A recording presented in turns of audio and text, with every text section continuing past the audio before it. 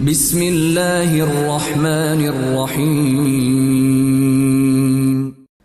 Laqad jaa rusul rabbina bil haqq wa nudu an tilkumul jannatu uristumuha bima kuntum ta'malun. Wa ashhadu an la ilaha illallah wahdahu la syarika lah wa ashhadu anna Muhammadan abduhu wa rasuluh. Salawatu rabbi wa salamu alaihi wa ala alihi wa ashabihi wa man sara ala nahjihi wastanna bi sunnatihi ila yaumiddin. Alhamdulillah, puji syukur kita haturkan kehadirat Allah Azza wa Jal di kesempatan waktu subuh ini di Masjid Al-Ikhlas, Perguruan Muhammadiyah Deltasari. Kalau Deltasari itu apa nama? Kecamatan Waru, Kabupaten Sidoarjo. Allah kumpulkan kita dalam rangka untuk belajar bersama. Semoga Allah jadikan forum ini sebagai forum yang barokah. Kaum muslimin selangkah lebih maju, mereka bisa bangun lebih pagi dan mereka mengawali hidupnya dengan berzikir kepada Allah, dengan beribadah, melaksanakan sholat subuh dan aktivitas ibadah yang lainnya. Anda mungkin tidak putus, ada yang sudah bangun jam 3, ada yang bangun jam 4, kemudian mereka terus beribadah sampai nanti syuruk. Dan ini kalau sendirian mungkin kita nggak kuat, artinya ngantuk ya. Anda misalnya selesai sholat subuh, zikir sendirian, biasanya merem atau melek? Zikirnya sambil merem ya, merem ngerti-ngerti syuruk. Tapi walhamdulillah dengan adanya kajian dan kemudian kita kumpul bareng seperti ini, semoga lebih terjaga sehingga zikirnya tidak putus. Inilah yang disebut dengan kegiatan ar-ribat, mengikat sebuah ketaatan dengan ketaatan berikutnya. Karena orang ketika selalu dalam keadaan siaga ibadah, tentu saja berbeda suasananya dengan ketika dia tidak siaga ibadah. Walhamdulillah, semoga seperti ini bisa kita rutinkan, terutama belajar di waktu pagi. Salawat dan salam semoga selalu tercurah untuk Nabi Agung Muhammad sallallahu alaihi wasallam. Semoga kita bisa meniru beliau, meniti sunnah-sunnah beliau sampai akhir hayat, dan tidak lupa kita mengucapkan jazakumullah khairan kepada DKM Masjid Al-Ikhlas yang telah memberikan kita kesempatan untuk belajar. Tadi sempat dibacakan, saya SD, SMP, SMA di luar negeri ya, Muhammadiyah semuanya, swasta maksudnya ya. Baru ketika kuliah di dalam negeri. Dan alhamdulillah dengan kemudahan dari Allah Subhanahu wa taala, kita bisa selenggarakan beberapa forum ilmiah bersama dengan teman-teman Muhammadiyah. Bagian ini kita mau belajar tentang bagaimana mencari solusi dengan takwa, bagaimana mencari solusi dengan takwa. Bapak Ibu yang dimuliakan Allah Ta'ala, Allah memberikan ujian bagi hambanya dengan aneka macam ujian. Dan jika kita petakan, maka ujian itu hanya ada dua. Yang pertama ujian takdir, yang kedua ujian syariat. Sebab ketetapan Allah Subhanahu wa taala bagi para hambanya ada dua ini, ketetapan takdir dan ketetapan syariat. Apa itu ketetapan takdir? Semua yang kita alami ketika kita hidup, baik yang kita sukai maupun yang tidak kita sukai. Sehingga mohon maaf saya tanya, ada nggak takdir buruk? Takdir buruk itu ada nggak Pak? Nggak ada. Ada atau tidak? Nggak ada. Semua takdir baik. Atau ada takdir buruk? Ada. Ada yang bilang ada yang bilang tidak ada. Baik.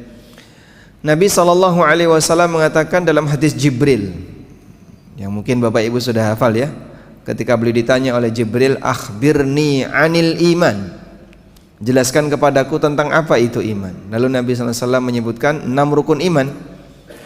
Di bagian akhir beliau mengatakan wa tu'mina bil qadari khairihi wa syarri. Engkau beriman kepada Allah, engkau beriman kepada takdir yang baik maupun yang buruk. Sehingga menyebut ada takdir buruk itu boleh, sebagaimana Nabi SAW mengatakan takdir ada yang baik dan yang buruk. Lalu apa definisi takdir yang buruk itu? Definisi takdir yang buruk tentu bukan perbuatan Allah yang buruk, tapi definisi takdir yang buruk adalah apa yang tidak disukai oleh manusia, apa yang dinilai tidak baik oleh manusia.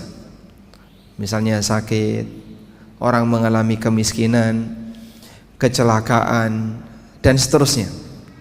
Pada posisi ini manusia tidak suka, dan itu semuanya ditakdirkan oleh Allah yang wajib untuk kita imani. Tentu saja beriman kepada takdir bukan hanya sebatas saya yakin kalau ini Allah yang menakdirkan, saya yakin kalau ini Allah Ta'ala yang menciptakan. Bukan sebatas itu. Karena kalau sebatas itu, antara muslim dengan non-muslim sama saja. Orang Nasrani juga percaya kalau yang menciptakan ini adalah Allah. Orang Yahudi juga tahu kalau yang mengendalikan ini Allah. Bahkan orang musyrikin yang ada di zaman Nabi SAW, mereka yakin itu adalah Allah. Sehingga ketika mereka ditanya wala in sa'altahum man khalaqas samawati wal ard, jika kamu tanya kepada mereka siapa yang menciptakan langit dan bumi, wa may yudabbirul amr, dan siapa yang mengatur segala urusan, fasayaquluna Allah, mereka akan menjawab itu semuanya adalah Allah. Tapi yang dimaksud iman kepada takdir adalah siap untuk menerima bahwa ini adalah ketetapan yang terbaik yang Allah berikan kepada hambanya, dan ini yang berat. Makanya ibadah kepada takdir itu, ibadah kepada ketetapan takdir bukan sebatas mengikuti takdir, sebab manusia tidak bisa keluar dari takdir. Namun ibadah kepada ketetapan takdir Allah adalah kamu ridho dengan takdir Allah. Baik, ini ujian takdir. Ada ujian jenis yang kedua, yaitu ujian syariat. Namanya ujian syariat. Apa itu Pak ujian syariat? Yang isinya perintah, larangan, dan aturan. Allah kasih kita perintah, Allah kasih kita larangan, Allah juga berikan aturan kepada kita. Nah, seorang hamba diuji oleh Allah sejauh mana dia mentaati semua perintah, larangan, dan aturan itu. Maka orang yang beribadah kepada ketetapan syariat adalah dengan melaksanakan perintah, menjauhi larangan, dan mengikuti aturan. Disinilah kita ketemu masalah. Pada posisi orang diberi oleh Allah Subhanahu wa Ta'ala ujian takdir tadi, ada banyak di antara mereka yang gagal di ujian syariat. Dalam arti gimana Pak? Misalnya dia diberi oleh Allah Subhanahu wa Ta'ala ujian sakit, lalu dia nggak kuat. Wah, nek koyong ini sampai kapan? Wes lah ning dukun. Dia ke dukun. Ketika dia datang ke dukun, dia menggadaikan imannya. Disebabkan karena ujian sakit, dia gagal terhadap ujian syariat. Ada juga orang yang karena mengalami ujian ekonomi, nek koyong ini carane saya nggak kuat. Akhirnya dia nekat utang riba, sehingga di saat dia mendapatkan ujian berupa ujian ekonomi, dia nekat melakukan pelanggaran syariat berupa muamalah riba. Ada juga orang yang selalu berpikir ingin ngejar target lebih depan, lebih awal.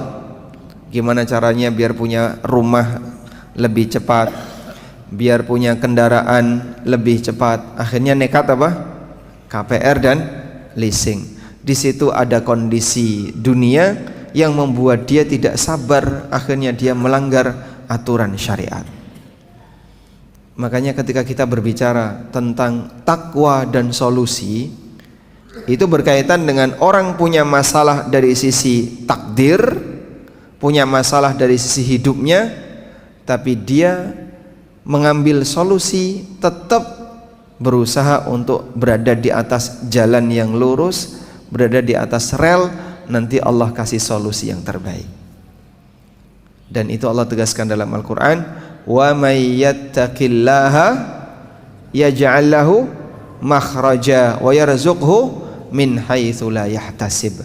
Barang siapa yang bertakwa kepada Allah, maka Allah Ta'ala akan berikan jalan keluar, dan Allah Subhanahu wa Ta'ala akan kasih rizki kepadanya min haitsu la yahtasib, dari arah yang tidak dia duga. Baik, kita coba bacakan keterangan Al-Hafidz Ibnu Katsir untuk ayat ini.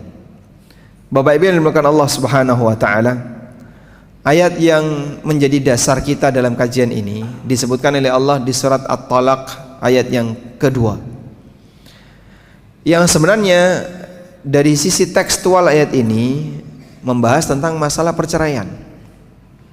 Dalam kegiatan perceraian yang dilakukan di antara suami istri, itu sering sekali ada potensi kedzaliman. Entah suami yang mendolimi istri, atau istri yang mendolimi suami. Mohon maaf, cerai itu boleh atau tidak, Pak? Boleh. Apa hukum cerai?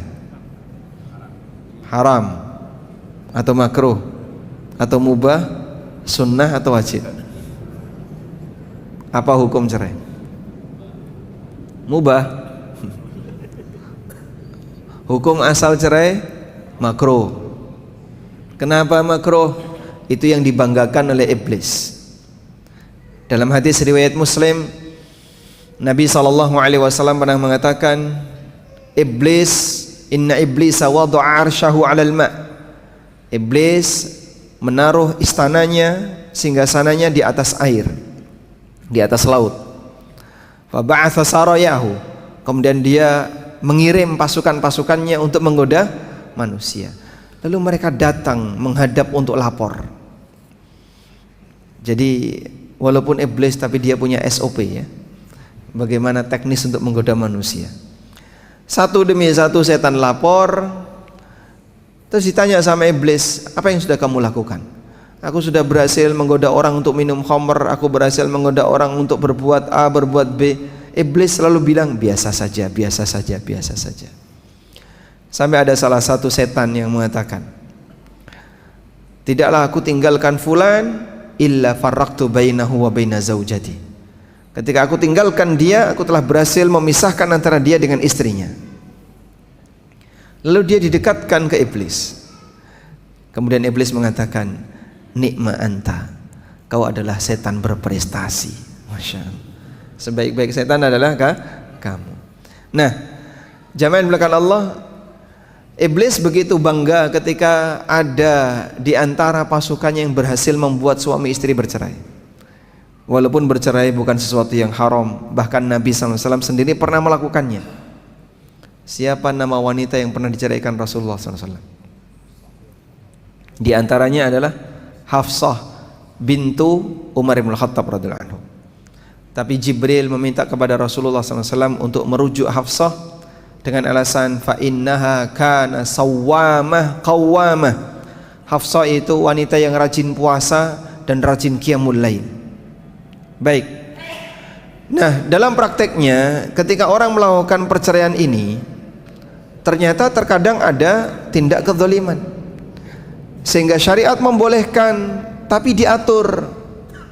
Maka dalam perceraian harus dilakukan A, dilakukan B, dilakukan C, biar tidak saling mendolimi. Kalaupun pisah, pisah dengan baik. Kalaupun bersatu, bersatu dengan baik. Jadi istri dipertahankan, rujuklah dengan baik. Dan kalaupun cerai, cerailah dengan baik, agar jangan sampai ada sisi kedzaliman dalam keluarga. Mohon maaf ya, masih banyak terkadang suami yang berpikir, iki bojo-bojoku dhewe ya karepku. Nggak bisa kayak gitu, Pak. Betul itu istri Bapak, tapi tidak boleh terserah saya. Sebab yang namanya berkeluarga itu ada aturannya. Kalau kemudian terserah saya, rusak hidup dunia di dunia ini. Nah, berkaitan dengan itu, terkadang ada orang yang dia berbuat zalim, maka Allah Subhanahu wa taala arahkan, wa may yattaqillaha yaj'al lahu makhraja. Walaupun perceraian itu mungkin pahit bagi kamu, tapi kau harus tetap berada di atas aturan syariat. Wa may yattaqillah, dan siapa yang bertakwa kepada Allah, yaj'al lahu makhraja, Allah bakal berikan jalan keluar untuknya, jalan keluar yang terbaik. Nah, sekarang kita akan baca keterangan dalam tafsir Ibnu Katsir. Dalam tafsir Ibnu Katsir rahimahullah, di situ ada pernyataan yang disampaikan oleh sahabat Abdullah bin Mas'ud. Kata sahabat Abdullah bin Mas'ud bahwa dalam Al-Quran itu kan ada ayat-ayat yang punya keistimewaan khusus. Ada ayat yang punya keistimewaan khusus.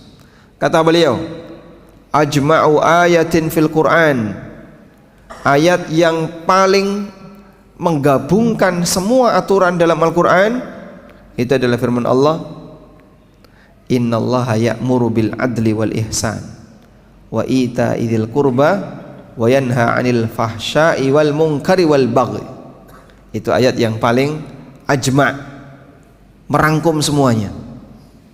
Lalu kata Ibnu Mas'ud, wa inna aktsara ayatin fil Qur'ani faraja, dan ayat yang memberikan jalan keluar paling banyak dalam Al-Quran adalah wa may yattaqillaha yaj'al lahu makhraja. Jadi kalau kamu punya masalah apapun, apa sih solusinya? Solusi semua masalah disebutkan dalam satu ayat ini, wa may yattaqillaha yaj'al lahu makhraja. Barang siapa yang bertakwa kepada Allah, Allah akan berikan jalan keluar yang terbaik baginya. Yang disebut oleh Abdullah bin Mas'ud, wa inna aktsara ayatin fil Qur'ani faraja, ayat yang paling banyak memberikan jalan keluar bagi masalah manusia. Ada satu ayat yang disebut sebagai arja ayatin fil Qur'an, ayat yang memberikan harapan terbesar dalam Al-Quran. Sebutkan ayat apa yang dimaksud.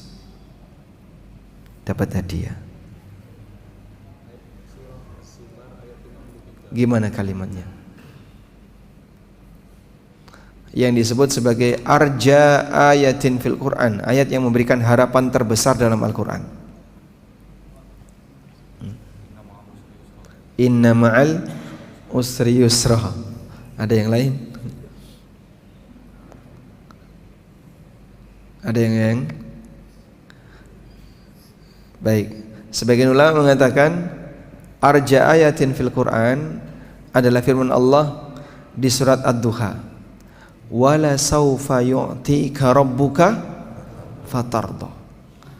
Rabbmu akan memberikan anugerah kepadamu wahai Muhammad, fatarda, sampai kamu ridho. Dan tidak ada sesuatu yang membuat Nabi SAW ridho selain seluruh umatnya masuk surga. Sehingga ini memberikan harapan terbesar bagi kita. Allah berjanji kepada Nabi SAW bahwa Allah akan memberikan anugerah kepada Rasul SAW sampai beliau ridho, dan tidak ada anugerah yang membuat Nabi SAW merasa ridho selain ketika seluruh umatnya masuk surga. Artinya kita punya harapan di situ. Baik, kembali ke sini. Dari sinilah kita bisa lihat bahwa bertakwa kepada Allah adalah solusi untuk semua masalah. Anda punya masalah apapun, solusinya di sini.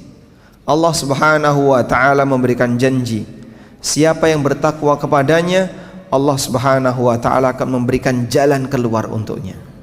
Wa may yattaqillaha yaj'al lahu makhraja wa yarzuqhu min haitsu la yahtasib. Selanjutnya, Nabi SAW menyebutkan dalam hadis dari Ibnu Abbas radhiyallahu anhuma yang diriwayatkan Imam Ahmad dalam musnadnya, kata Rasulullah SAW, man aktsara minal istighfar ja'alallahu lahu min kulli hammin faraja wa min kulli dhikin makhraja wa razaqahu min haitsu la yahtasib. Barang siapa yang rajin membaca istighfar, dan bagian dari takwa adalah mohon ampun kepada Allah atas dosa-dosa yang sudah dilakukan. Siapa yang rajin membaca istighfar, Allah Subhanahu wa taala akan memberikan jalan keluar setiap kali dia punya masalah, dia punya keresahan. Wa min kulli dhikin makhraja, Allah taala akan berikan jalan keluar ketika dia mengalami kesempitan. Wa razaqahu min haitsu la yahtasib, dan Allah berikan rezeki kepadanya dari arah yang tidak dia duga. Dan ini sejalan dengan ayat yang tadi kita baca. Walaupun hadis ini dinilai oleh para ulama, sebagian ulama menilai sebagai hadis bermasalah, namun ini sejalan dengan ayat yang tadi kita baca. Dalam keterangan yang lain bahwa Rasulullah sallallahu alaihi wasallam menjanjikan barang siapa yang dia berusaha untuk taat kepada Allah, taat kepada Rasulnya, Allah Subhanahu wa taala akan berikan jalan yang terbaik. Ketika Nabi sallallahu alaihi wasallam membaca ayat ini, disebutkan dalam hadis dari Abu Dzar radhiyallahu anhu, ja'ala Rasulullah sallallahu alaihi wasallam, kata Abu Dzar, Rasulullah sallallahu alaihi wasallam yatlu ala hadhil ayah. Nabi sallallahu alaihi wasallam membaca ayat ini, wa may yattaqillaha yaj'al lahu makhraja wa yarzuqhu min haitsu la yahtasib. Thumma qala, kemudian Nabi sallallahu alaihi wasallam bersabda, ya Abu Dzar, law anna an-nasa kullahum akhadhu biha kafathum. Wahai Abu Dzar, kalau semua manusia komitmen dengan ayat ini, Allah bakal memberikan kecukupan untuk seluruh kebutuhan mereka. Karena kan sering ya, orang itu dijanjikan dengan amalan-amalan tertentu, lalu dalam amalan itu disebutkan keutamaannya, semua hajatnya akan dicukupi, semua keinginannya akan dikabulkan, semua harapannya akan diwujudkan, dan seterusnya. Seringkali ada kayak gitu ya. Kemarin saya dapat broadcast, Pak, ada anjuran seperti ini, benar nggak? Apa itu? Malam tanggal 1 Muharram dianjurkan untuk sholat 2 rakaat. Rakaat yang pertama membaca Al-Fatihah sekian kali, membaca Qul Huwallahu Ahad sekian ratus kali, dan seterusnya. Siapa yang melakukan ini, maka semua hajatnya akan dipenuhi, semua kebutuhannya akan diwujudkan, semua harapannya, Masya Allah. Dan rata-rata keinginan duniawi. Makanya Bapak Ibu, kalau Bapak Ibu memperhatikan, semua hadis palsu itu rata-rata janjinya duniawi. Jarang kok hadis palsu menyebutkan dosanya diampuni, gitu. Nanti derajatnya akan ditinggikan di surga, itu jarang. Makanya dua hal ini selalu sinkron, antara perbuatan bid'ah dengan semangat nyari dunia, itu sinkron. Sebagaimana perbuatan syirik juga sinkron dengan orang yang tamak terhadap dunia. Makanya hampir semua korban syirik di, misalnya di kuburan atau di tempat-tempat keramat, itu yang dicari apa? Yang dicari apa? Dunia. Padahal Nabi SAW arahkan, orang ziarah kubur tujuannya apa? Ingat mati. Rasulullah SAW mengatakan, al-ana fazuruha fa innaha tudzakirukumul akhirah. Lakukanlah ziarah kubur, karena ziarah kubur akan mengingatkan kalian terhadap kehidupan akhirat. Maka kalau orang ziarah kubur dengan tujuan biar ingat akhirat, kira-kira ada nggak Pak orang yang ziarah kubur dengan harapan lulus CPNS? Ya, terlupakan semuanya. Dia tidak akan terfikir untuk dapat dunia, karena yang dia ingat akhirat. Berarti kalau kemudian orang ziarah kubur, mbok kono ziarah kubur biar daganganmu laris, bisnismu lancar, karirnya bagus, biar nanti kamu lulus CPNS. Ini kan ziarah kubur salah fungsi. Kok bisa Pak salah fungsi? Nah, fungsi ziarah kubur bukan itu. Fungsinya biar kamu ingat akhirat, kamu ingat mati, bukan malah nggawa aneka kepentingan dunia ke dalam ziarah kubur. Jadi dua ini sinkron. Sampai doa mereka gimana? Ya Rabbana ya Kudus, berikanlah kami fulus warna merah yang alus-alus. Nggih. Pripun Pak, wong tanggane sampean kok ora hafal to? Ini apa-apaan? Di kuburan dia minta uang. Berikanlah kami fulus warna merah sing alus-alus. Dadi sing lecek ra payu. Subhanallah. Dan mereka sebenarnya ibadah-ibadah seperti itu tujuannya satu, pengen sugih. Dalam pikirannya cuman sugih. Karena yang dia inginkan hanya kehidupan dunia. Dan memang dari dulu sejarah kesyirikan sampai sekarang nuansanya sama, ingin cepat kaya. Sehingga amalia-amalia yang mereka buat juga sama seperti itu. Setiap kali saya mendapatkan aneka hadis palsu, itu pasti keutamaannya rezekinya lancar, apapun harapannya dikabulkan, punya keinginan apapun nanti akan dipenuhi. Kok satu warna? Ini satu warna. Makanya Bapak Ibu, dakwah tauhid dan sunnah seperti yang disongsong oleh Muhammadiyah ya, mengajarkan manusia kepada tauhid, itu impian terbesarnya surga. Sehingga ketika kita membaca hadis-hadis yang isinya fadhail a'mal, itu kan fadhail amal akhirat, diampuni dosanya. Contohnya misalnya puasa Asyura, apa keutamaannya? Ya, wa saumu yaumi Asyura, kata Nabi SAW, ahtasibu 'ala Allahi ayyukaffira sanatal madiyah. Untuk puasa Asyura aku berharap kepada Allah semoga bisa menjadi kafarah untuk dosa-dosa setahun di masa silam. Jadi janjinya adalah janji ampunan dosa, janji surga, janji ini, janji ini. Demikianlah amal yang sesuai dengan sunnah Nabi SAW. Oleh karena itu kita mengedepankan semangat takwa, dan tujuan tertinggi takwa adalah bagaimana kau bisa selamat ketika menghadap Allah Subhanahu wa taala. Tapi kalau amalan-amalan yang tidak ada dalilnya, rata-rata hanya fungsinya apa?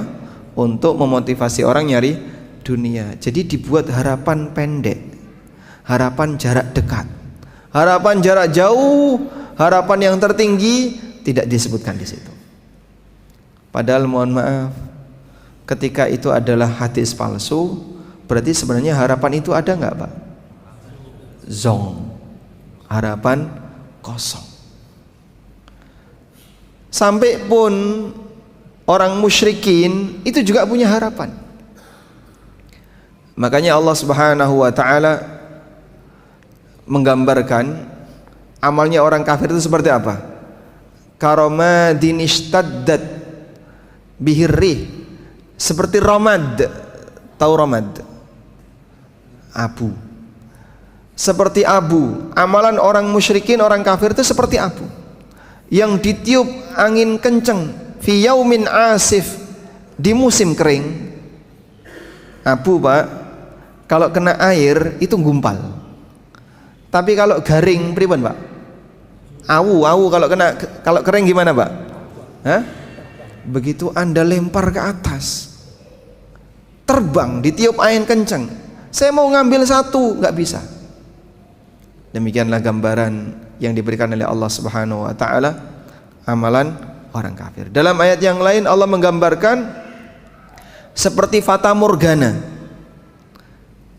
biqi'atin yahsabuhu dzam'anu ma'a, yang berada di padang pasir, orang yang kehausan merasa kalau itu adalah air. Jadi misalnya Pak, ada orang kehausan kemudian melakukan perjalanan jauh di padang pasir, lalu di situ terlihat seperti ada sungai, fata morgana. Kira-kira yang dia lakukan apa? Ya, apa yang dilakukan oleh orang yang kehausan ini? Dia akan berusaha untuk mengejarnya. Saat dia mengejar, maksudnya gimana Pak? Tambah tenaga. Ayo semangat, tambah tenaga, di depan ada sungai. Dia tambah tenaga, dia tambah semangat, sampai di sana kosong, zong. Capeknya lebih, hausnya makin parah, nggak dapat apa-apa. Sayangnya masih banyak orang yang mau jadi korban hadis palsu. Sehingga kalau mau jadi korban harapan palsu, zong yang nggak ada nilainya, ikutilah hadis palsu. Makanya kita ingatkan seperti ini. Mbok mesakne awakmu iki, kasihan kamu ya. Kamu sudah capek-capek melakukan amalan A, melakukan amalan B, ternyata semuanya harapannya zong.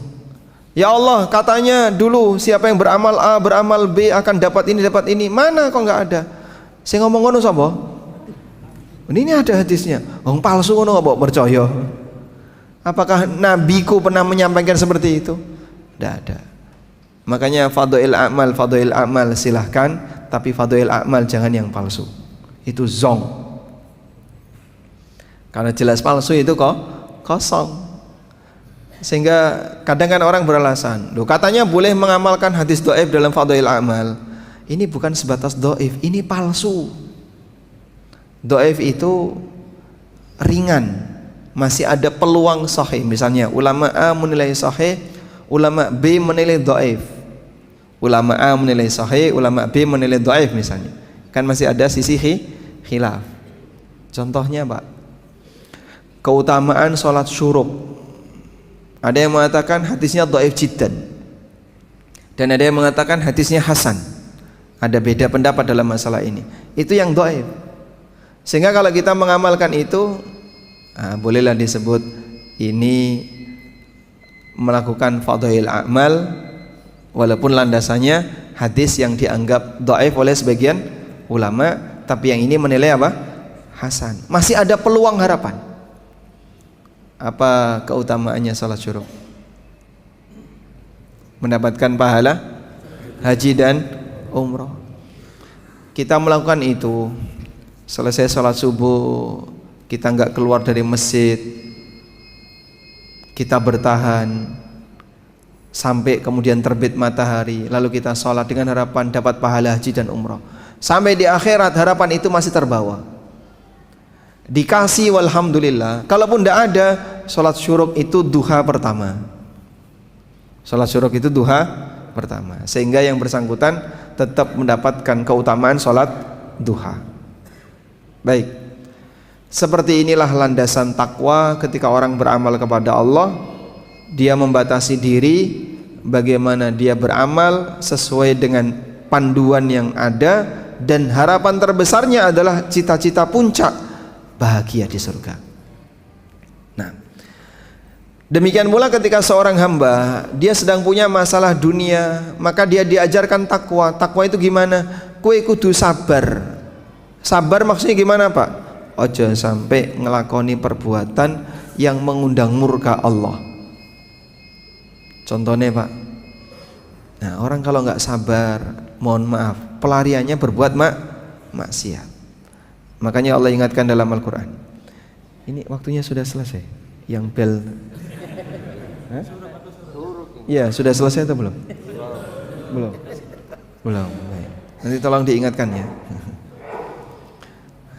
Baik, saya sampaikan ini. Allah ingatkan dalam Al-Quran bagaimana cara setan menggoda hamba untuk berbuat maksiat. Allah mengatakan, asyaitanu ya'idukumul faqra wa ya'murukum bil fahsya. Setan itu menjanjikan kalian, menakut-nakuti kalian dengan al-faqra, dengan kefakiran.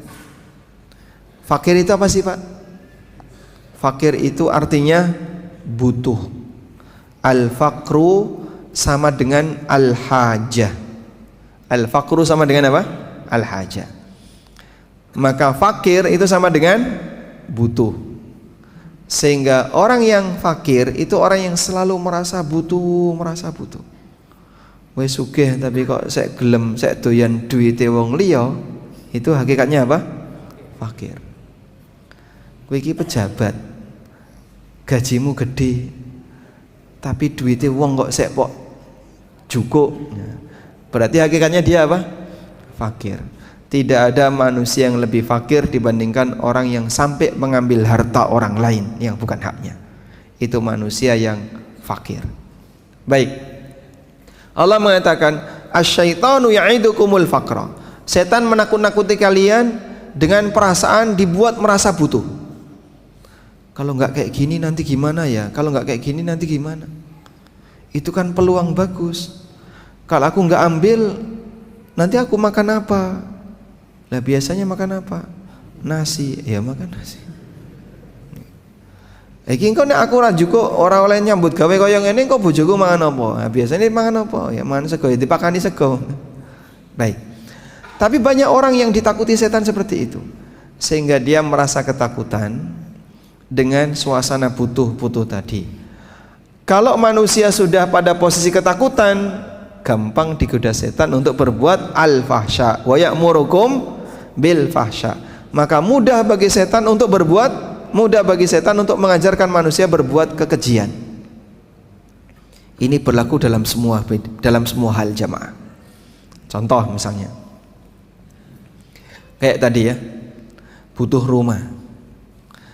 Mas, kalau tak ukur mas ya, antara gaji saya dengan kenaikan harga tanah itu kok tidak linier. Gajiku ya munda, tapi grafiknya ngisor terus. Tapi harga tanah munda, grafiknya naik drastis. Lah, tabungan ini kalau disuruh ngejar itu, kita ranyanda. Ranyanda. Kayaknya kok nggak sanggup ini. Terus gimana? Ya, kapan kita punya rumah kalau nggak KPR? Akhirnya dia dibuat ketakutan-ketakutan seperti itu. Setan gampang saja membisikkan, ayo kono KPR, kowe iki kapan duwe omah, kancamu wis do duwe omah, wis sesuatuku lemah, nggih. Ana sing jago lurah, lho. Makanya kapan kamu kalau tidak segera KPR bisa punya rumah? Akhirnya dia apa? Nekat KPR dengan cara riba. Yang lain misalnya, kowe iki nek mulai cobalah jadi anak yang membanggakan orang tua. Maksudnya gimana? Ya mulai nggawa mobil ngono lho, nggawa motor. Kancamu nek mulai wis do nggawa mobil, kowe mulai mongko danan sepeda motor, nggih. Akhirnya dia dipanas-panasi seperti itu, muncul dalam hatinya, oh iya ya, biar orang tua saya bangga. Kemudian dia apa Pak? Leasing kendaraan. Belum waktunya tapi dia kejar. Belum waktunya dia kejar. Itulah penyakit istibto. Pingin cepat sukses sebelum waktunya. Nah, ketika dia merasa bahwasanya dia sudah memiliki ini, padahal semua itu hasil utang semuanya. Omai utang, kendaraane utang, perhiasane utang, perabotane melu utang. Seisi rumah isinya rumah berhias utang riba. Dari mana itu? Dari godaan setan tadi. Dia dibuat takut dulu. Setelah dia dalam posisi merasa takut, akhirnya mudah bagi setan untuk memberikan solusi. Nek wis wedi kaya ngene iki, ra ono solusi. Wa ya'murukum bil fahsya. Akhirnya setan gampang menggoda manusia untuk menyuruh perbuatan yang keji. Praktek riba, kemudian praktek zina dan seterusnya. Contoh yang lain ya, seorang pemuda dengan pemudi, wes kadung tresno, sudah terlanjur seneng ya. Akhirnya gimana? Sing lanang wedi rabi, takut rabi. Engko nek aku nikah, gitu kan nggak sanggup menafkahi keluarga. Wong saiki urip dhewe, mangan golek masjid. Nggih Pak. Sehingga dia kalau bisa nggak keluar sepeser pun. Itu ketika dia hidup sendiri. Ketika saya nikah, terus nanti gimana saya ngasih nafkah untuk istri saya? Yang perempuan juga sama. Yang perempuan takut, awas lo ya, kalau nanti kamu nikah, kamu ini masih muda, Nikmati dulu masa mudamu, yang happy dulu. Belum tentu suamimu bisa membahagiakan kamu dibandingkan orang tuamu. Kamu mungkin ketika bersama orang tuamu pengen apa dituruti, pengen ini ada. Sekarang kalau kamu nikah sama suamimu, belum tentu kamu akan diberi yang sama. Makanya jangan nikah dulu, bertahan dulu. Sudah?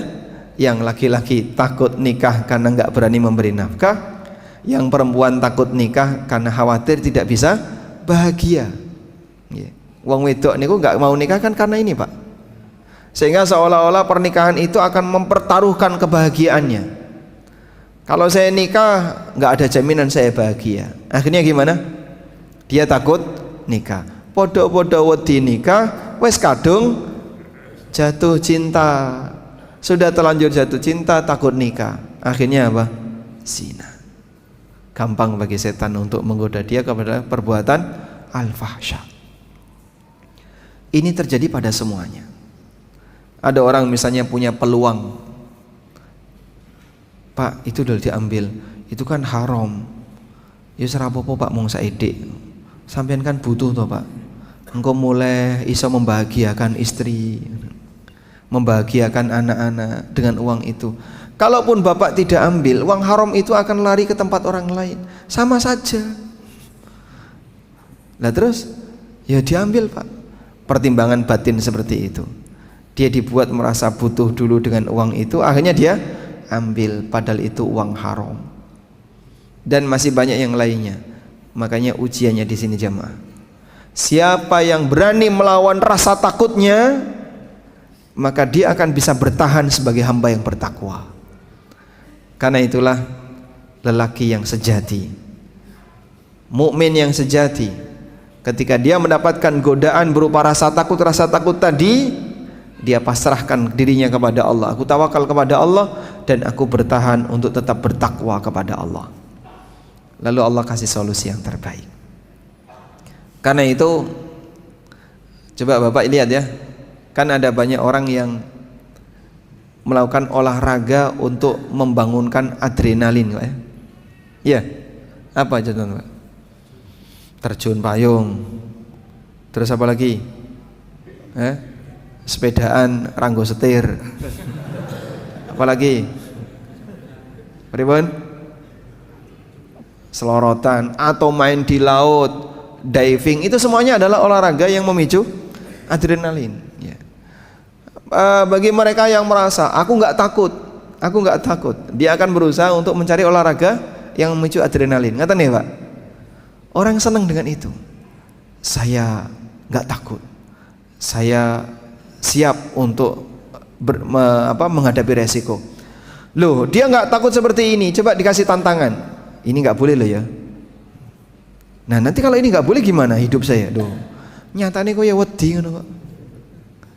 Sehingga banyak orang yang takut menghadapi realita kehidupan, ketika dia diperintahkan untuk ikut syariat, gemeteran.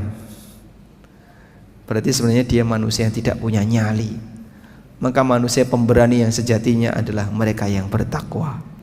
Manusia pemberani yang sejatinya adalah mereka yang bertakwa. Hidupmu adalah tantangan kamu, ujian bagi kamu, dan kamu dituntut untuk jadi orang yang bertakwa. Siapa yang siap bertakwa, itulah pemberani yang sejatinya. Wallahu a'lam. Wa sallallahu ala nabiyyina Muhammadin wa ala alihi wa sahbihi wasallam. Sampai jam berapa kita? Sampai jam 6 ya. Baik, kurang lebih ada waktu 10 menit.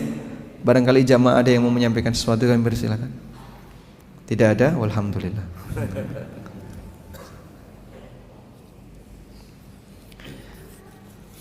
Tafadhol. Mungkin diumumkan dulu.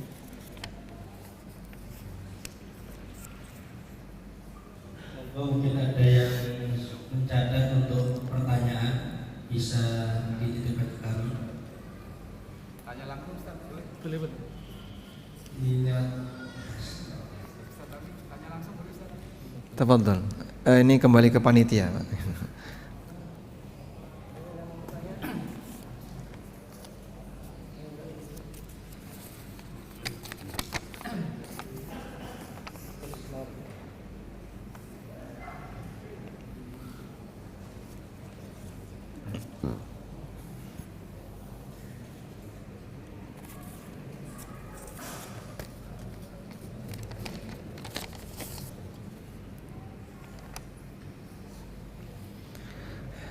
Baik, ini ada beberapa pertanyaan. Semoga nanti bisa menambah. Jadi dari pertanyaan terkadang bisa menambah wawasannya. Mana yang lebih bahagia, sebagai single parent dengan bisnis lancar, atau suami istri kondisi pas-pasan?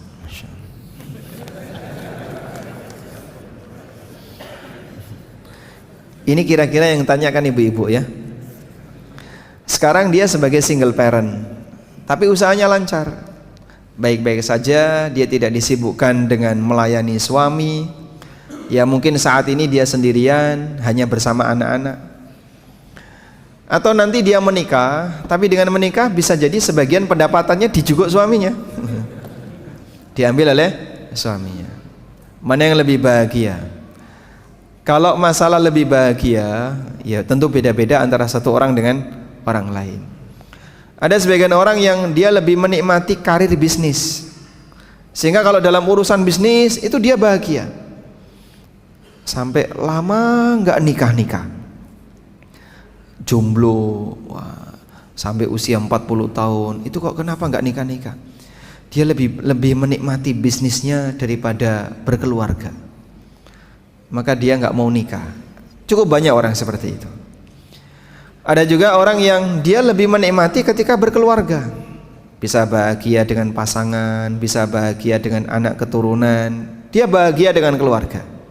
Walaupun bisa jadi hidupnya pas-pasan dan mungkin penuh dengan kesusahan, urip-urip itu angel, tapi dia bahagia. Kere-kere rapopo selama kita selalu bersama. Ada kayak gitu Pak ya? Insyaallah kita akan nikmati kebahagiaan dalam kemiskinan. Rano ceritanya kaya ngono Mas. Itu hanya ada dalam puisi ya. Baik. Cuma dalam masalah ini ya, ketika orang misalnya lebih memilih, saya pengen punya pasangan agar hidup ini lebih terjaga dari masalah syahwat, terjaga dari masalah pelanggaran karena syahwat. Insya Allah mudah-mudahan dia bisa lebih bertakwa. Tapi berbeda nuansa antara laki dan perempuan ya. Kalau laki-laki godaan syahwatnya itu lebih dominan, sebab indera laki-laki itu memicu syahwat lebih besar dibandingkan indera perempuan. Bahasa lainnya gini ya, wong lanang nek nyawang wong wedok itu jadi pemicu syahwat lebih kuat. Tapi wong wedok nyawa wong lanang mungkin dia lebih bisa menjaga dirinya. Allah berikan rasa malu pada dirinya. Baik. Namun jamaah, dalam situasi itu, ketika Anda merasa dengan hidup berkeluarga saya bisa lebih bahagia, nanti dibuat perjanjian nikah dengan seorang lelaki ya. Terus dibuat perjanjian, aku mau nikah tapi dengan syarat diizinkan untuk tetap bekerja dan kamu tidak boleh mengambil hasilnya. Nah gitu. Yang memberi nafkah itu siapa? Bukan istri. Yang beri nafkah adalah suami. Sehingga boleh nggak istri minta kepada suaminya, kamu tidak boleh mengambil hartaku? Boleh? Boleh. Makanya jamaah ya, harta istri bukan harta suami. Tapi kalau harta suami adalah harta bukan juga ya. Apakah harta suami adalah harta istri? Sebentar, saya tanya ke ibu-ibu. Apakah harta suami adalah harta istri? Oh. Rungokno Pak ya. Para istri Anda ijma bahwa harta suami adalah harta istri. Tapi ini kaidah yang salah.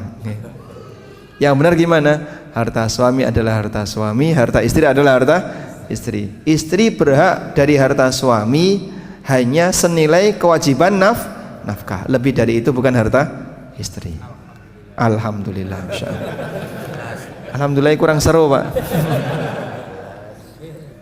Ya. Ini ada yang tanya tentang Dajjal. Siapa orang tuanya Dajjal? Saya juga nggak tahu Pak. Masalahnya dulu waktu lahir diakikahi atau tidak nggak ngerti kita. Tapi Dajjal itu manusia. Dajjal itu manusia, dia Bani Adam.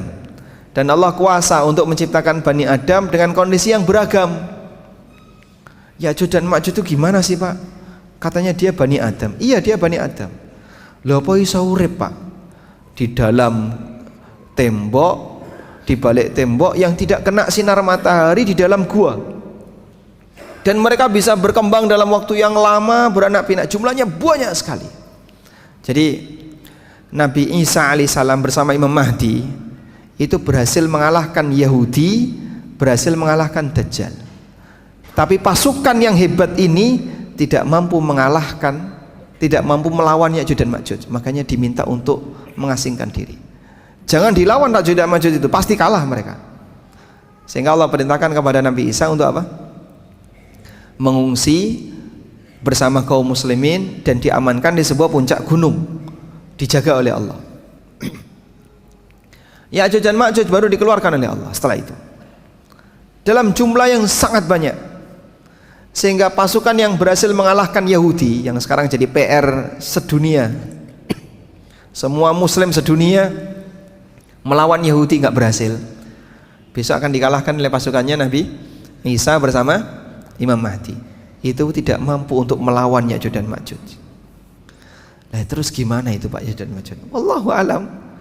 Biarkan hal yang gaib jadi hal yang gaib, jenengan ra usah kepo. Karena kepo seperti ini dilarang. Sebab mustahil orang bisa membongkar dan mengetahuinya. Apa kendaraan yang ditumpangi Dajjal untuk keliling dunia? Pripun yang jawab nih Pak? Ya, intinya dia diberi kemampuan, punya kemampuan bergerak secepat air hujan yang ditiup angin. Kecepatan Dajjal yang disebutkan dalam hadis dari An-Nawas bin Sam'an itu seperti air hujan yang ditiup angin. Takdir tidak dapat berubah. Hubungannya dengan Allah tidak mengubah nasib satu kaum jika kaum tidak mengubahnya. Baik. Innallaha la yughayyiru ma biqaumin hatta yughayyiru ma bi anfusihim. Allah tidak akan mengubah satu kaum sampai Allah mengubah diri mereka. Jadi begini, takdir itu ketetapan Allah yang tidak ada satupun manusia yang tahu. Sehingga mohon maaf ya, nanti Bapak mau ngapain? Nggak tahu, masa nggak punya rencana? Nanti saya mau ini, mau ini, mau ini, itu kan rencana ya, itu rencana. Apakah pasti terjadi? Allahu a'lam. Tidak ada satupun hamba yang tahu. Sementara hamba diminta untuk bekerja, hamba diminta untuk beramal. Perintah untuk beramal dalam Al-Quran banyak sekali. Oleh karena itu dalam hal ini berusahalah untuk menggapai yang terbaik. Allah akan memberikan balasan yang terbaik bagi kamu. Sementara takdir yang kamu tidak ketahui jangan dijadikan sebagai alasan. Lah buat apa kerja? Wong kerja ora kerja, rezeki ini sudah ditetapkan. Kamu tahu jatah rezekimu berapa? Tidak tahu. Ya makanya kamu kerja untuk mendapatkan rezeki itu. Sehingga ketika kamu tidak tahu, jangan jadikan alasan. Sesuatu yang tidak kita ketahui jangan dijadikan sebagai alasan. Kamu tidak tahu masa depan kamu seperti apa, maka berusahalah untuk menggapai yang terbaik. Dan jangan jadikan sesuatu yang tidak kamu ketahui sebagai alasan. Kecuali kalau kamu tahu. Aku tahu kok Mas, jatah rezekiku berapa aku tahu. Kalau kamu tahu, boleh kamu nggak kerja. Tapi kalau kamu nggak tahu sesuatu yang tidak kamu ketahui, jangan dijadikan sebagai alasan. Dan tidak ada orang yang tahu tentang berapa jatah takdirnya, berapa jatah rezekinya, demikian pula takdir hidupnya. Oleh karena itu lakukan yang terbaik untuk menggapai yang terbaik. Wallahu a'lam. Sudah selesai? Lagi. Nah. Doa ortu kepada anaknya adalah mustajab. Saya kadang-kadang minta bantu doa ortu saat mengalami kesulitan hidup. Dan terkadang juga saya tidak minta doa ortu dengan pertimbangan agar ortu tidak ikut memikirkan kesulitan saya. Mohon nasihatnya, apakah saya tidak perlu minta doa ortu dengan pertimbangan tersebut? Mungkin boleh saya bagi jadi dua ya.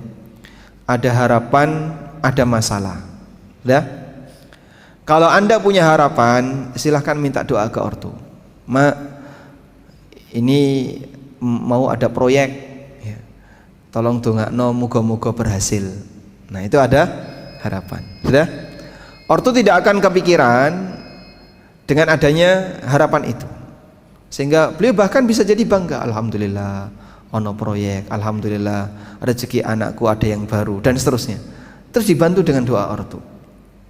Yang kedua masalah, misalnya Anda mengalami kerugian bisnis, atau Anda mengalami apalagi tekanan dari orang lain, resiko A, resiko B. Nah untuk bagian ini saya sarankan tidak perlu cerita ke orang tua. Dah?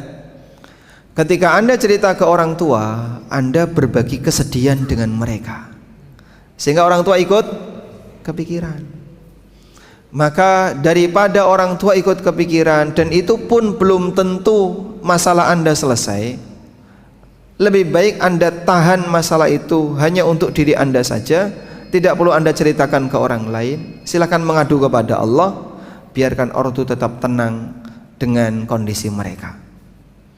Nah, makanya kadang orang yang gampang curhat itu dia adalah orang yang gampang membuat sedih orang lain. Suami bapak ya, suami nyambut gawe di kantor punya masalah, pulang dia sampai rumah ketemu istrinya, cerita nggak? Tidak, dia diam saja, senyum ketemu istrinya. Kau tidak perlu tahu masalahku, yang penting kau bisa senyum ketika melihat uangku. Masya Allah. Leres pak ya? Tapi istri misalnya dia punya masalah dengan tetangga, dia punya masalah dengan keluarganya, sampai ketemu suaminya, cerita nggak dia? Cerita. Akhirnya suaminya ikut sedih, sehingga suami punya masalah di tempat kerja, ditambahi masalah rumah tangga, ditambahi lagi masalah tetangga. Gara-gara istrinya cerita. Betul pak, kayak gitu pak. Nggih. Bojone sampean nggih ngoten niku pak. Sabar pak. Hah? Kalau disuruh cerita, siapa yang disuruh cerita? Suaminya disuruh cerita. Cerita yang bahagia saja. Mah, bahagia saya mah. Kenapa? Saya tadi di kantor ketemu siapa? Wah, itu sing sedih bojone nggih. Sing lanang seneng, sing wedok senep. Wallahu a'lam. Nah. Cukup Ustaz? Ada lagi? Ini panjang-panjang nih. Sudah ini ya. Monggo. Ada suami istri yang kehidupannya harmonis. Suatu ketika suaminya menikah lagi tanpa diketahui istri, dengan tujuan perjuangan menebar agama Islam. Kok menyebarkan, kok nikah loh? Hubungannya apa ini? Oh gitu, menikahi mu'alaf. Sang suami sangat menyayangi dan mencintai istri dan tidak mau menyakiti istri. Bagaimana hukumnya pernikahan tersebut tanpa diketahui oleh istri yang pertama? Baik. Menikah lagi itu tidak disyaratkan harus minta izin. Suami nikah lagi itu tidak harus minta izin. Catat pak, catat.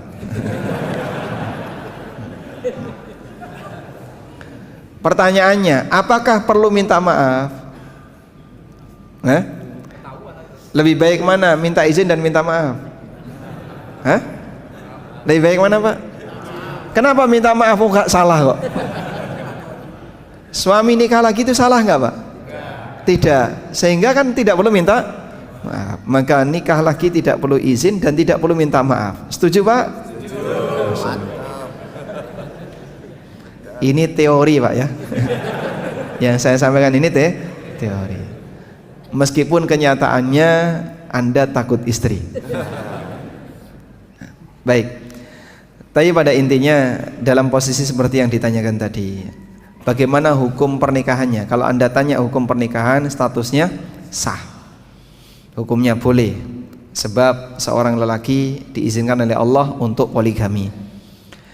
Masalahnya budaya di masyarakat kita ini berbeda ya dengan budaya masa silam.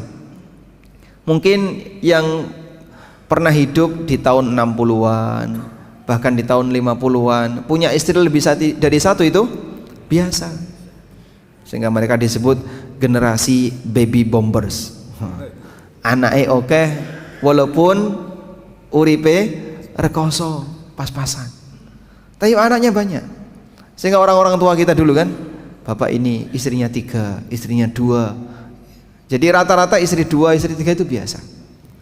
Ternyata Pak, wallahu alam, dalam situasi hidup sulit poligami itu mudah.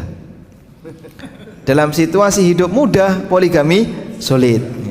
Bapak pilih yang mana? Jadi seperti di daerah-daerah perang ya. Di wilayah Yaman, di wilayah Palestina, di wilayah mana lagi? Di wilayah Suriah, itu ternyata poligami biasa. Dalam situasi ketika mereka sedang perang. Karena mereka ingin memperbanyak keturunan.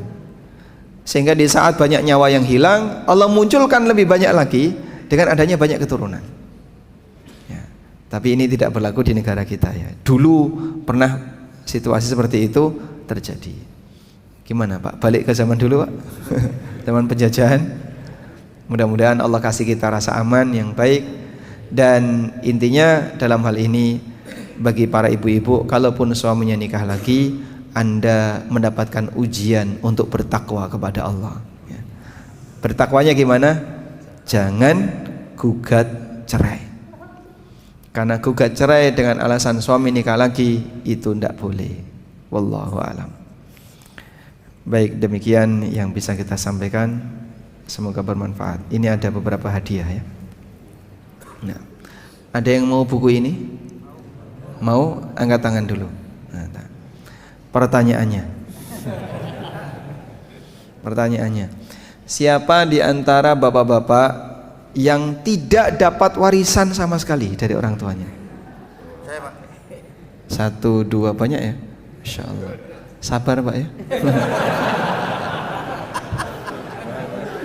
Karena banyak maka pertanyaannya, kalau 1 orang saya kasih langsung ya. Pertanyaannya adalah, sebutkan dalil tentang solusi takwa. Nah, monggo.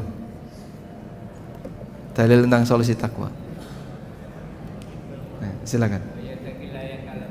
Waman yattaqillaha yaj'al lahu, lanjutnya,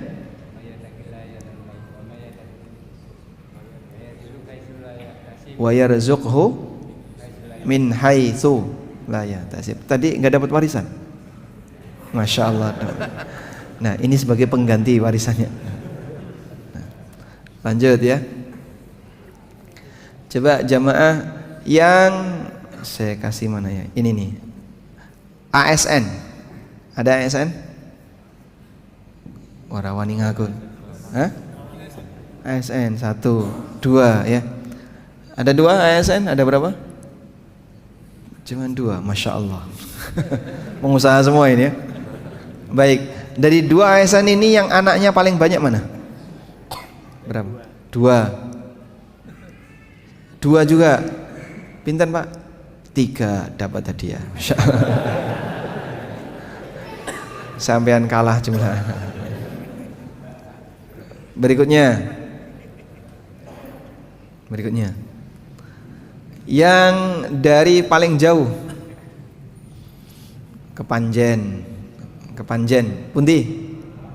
Lamongan. Kesini untuk kajian atau tinggal di sini? Lamongannya pundi? Karanggeneng. Kepanjen dengan Karanggeneng jauh Kepanjen ya? Kepanjen. Ada lagi yang lebih jauh dari Kepanjen? Tidak ada. Ini.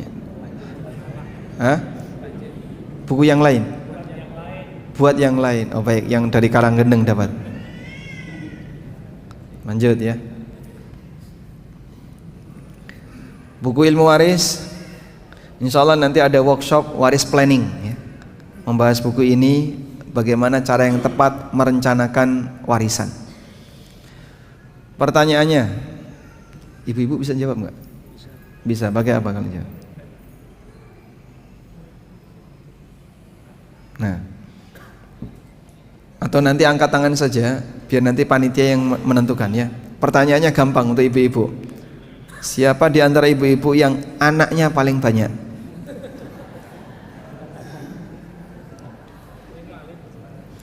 Wonten? Pinten? Gangsal 5. Ada yang di atas 5? Ya? Berapa? 5,5.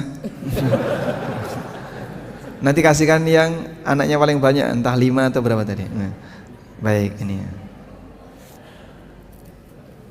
Baik. Yang terakhir ya. Buku ini judulnya Fikih Bermadhab. Bukan bahas masalah madhab, tapi membahas rambu-rambu dalam beragama. Jadi dalam beragama itu ada fatwa, ada bagaimana cara mengikuti ulama, ada taklid, ada madhab. Nah, bagaimana cara memahami itu saya bahas di buku ini ya. Buku ini kami hadiahkan untuk ketua takmir. Alhamdulillah. Baik, demikian yang bisa kita sampaikan, semoga bermanfaat. Wassallallahu ala nabiyyina Muhammadin wa ala alihi wa sahbihi wasallam. Wa akhiru da'wana anil hamdulillahi rabbil alamin. Wassalamualaikum warahmatullahi wabarakatuh. Alhamdulillahirabbil alamin.